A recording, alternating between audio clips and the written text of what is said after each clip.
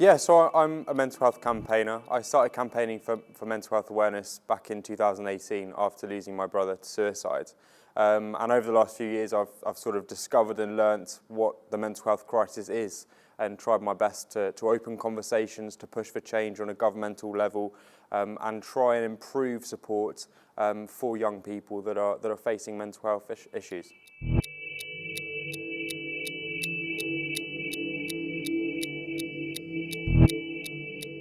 So Sam was diagnosed with depression in 2017, September 2017, and my mum told me that he'd been diagnosed. And she sat me down after dinner and was like, "Ben, Sam's been diagnosed with clinical depression." And to be honest with you, I didn't understand what that was. And so I didn't really pay much attention to it. It went in one ear, out the other, and I didn't really understand it, so I didn't do anything. 3 months later, in January 2018, very, very, very unexpectedly, Sam took his own life. With Sam's death, I realised very, very quickly that actually that diagnosis of depression wasn't just him feeling sad or just feeling down. It was actually a significant and potentially fatal disease. And I'd been told about this diagnosis and I just shrugged it off like it wasn't anything. And looking back, how could I have heard that he was going through that and not, as an older brother, have tried to help? It's because I did not understand. I was not educated in this. I was not told about mental health when I was at school. I was not educated about how I can look after my emotions and how you can ask other people if they're okay. I was not told about mental health. And so how on earth was I meant to react when I was told my brother had depression? And I learnt, obviously, very, very quickly the significance of not being told about mental health when Sam died.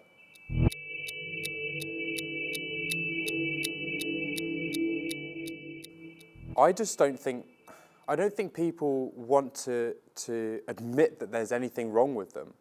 You know, everywhere in society, you see people try and cover up things that are wrong with them. You see people that try so hard to pack away and camouflage their vulnerabilities and camouflage anything that's wrong with them.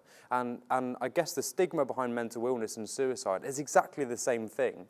We are so almost ashamed of anything that's wrong with us that we can't bear to give any sort of vulnerability to those imperfections away because we're scared of what people do with those imperfections.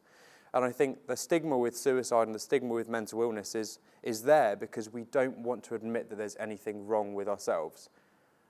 And so I think what that's created is this culture where we don't talk about it, not because we don't necessarily want to talk, but because we don't want to admit that there's something wrong and we don't know how to admit that there's something wrong. When actually, the most important thing any of us can do is actually be really open and honest with ourselves and with other people that if there is something going on, we need to have those conversations.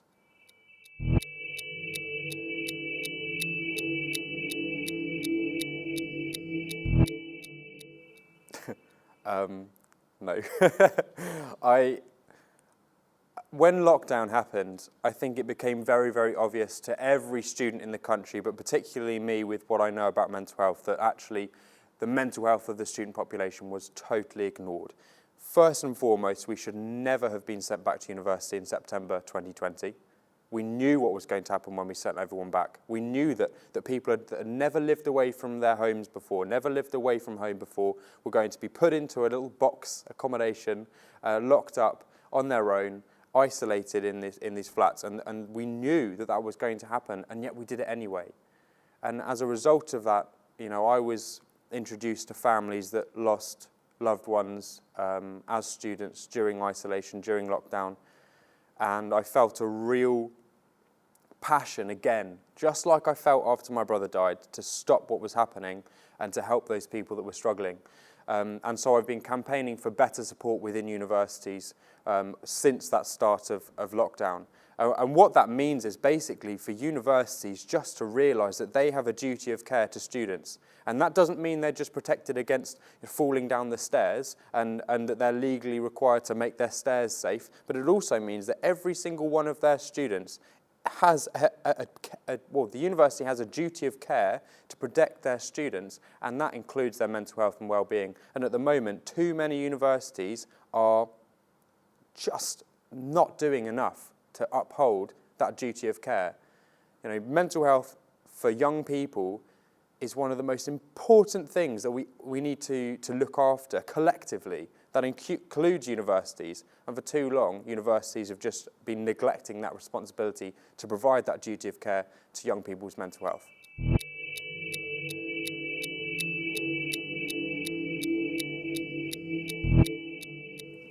It's difficult because for me, I can easily say, oh, check on your loved ones, you ask them how they're doing. I have no doubt that if I'd asked my brother how he was doing that night and actually had a conversation with him, that we could have probably stopped that from happening. And so sitting here, it's really hard for me to say, talk to your loved ones, because actually I know how important that really is. And it's sometimes difficult to convey just how important that is. If you're worried about someone, if someone's not seeing themselves, if someone's been diagnosed with depression, don't just assume they're going to be okay. Don't assume someone else is going to ask them. Don't assume that they can get through it on their own, or that asking them if they're okay is just going to annoy them or something they don't need to deal with. If you think someone is not okay, assume you're the only person in the entire world that thinks that, and ask them if they're okay, and have that conversation. Because I can tell you right now, I'll look you straight in the eye and tell you I would do absolutely anything in the world to be able to go back 4 years and ask my brother if he was okay. Right now, you've got the opportunity to talk to that person that's struggling. Don't let it go. Don't let it pass.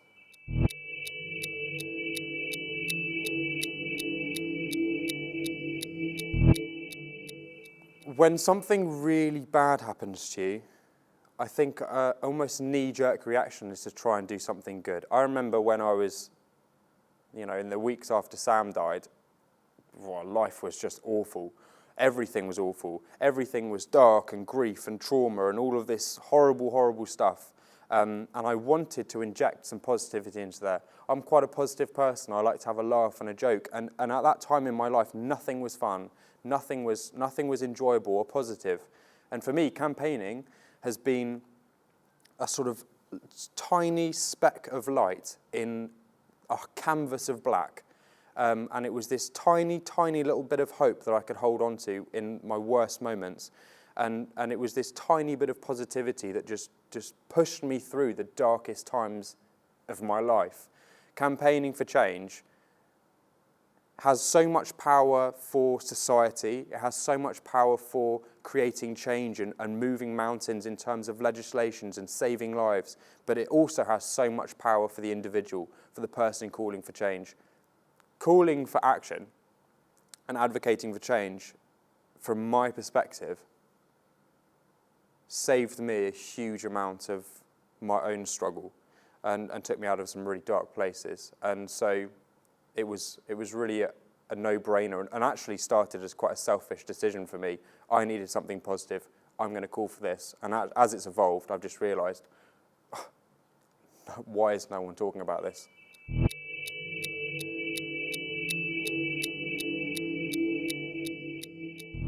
There's a stigma around mental illness and suicide that the person struggling, the person that has a mental illness, is weak. Every single person I've met that has a mental health condition, and every single person I've met that's attempted suicide, they are the strongest people I have ever met.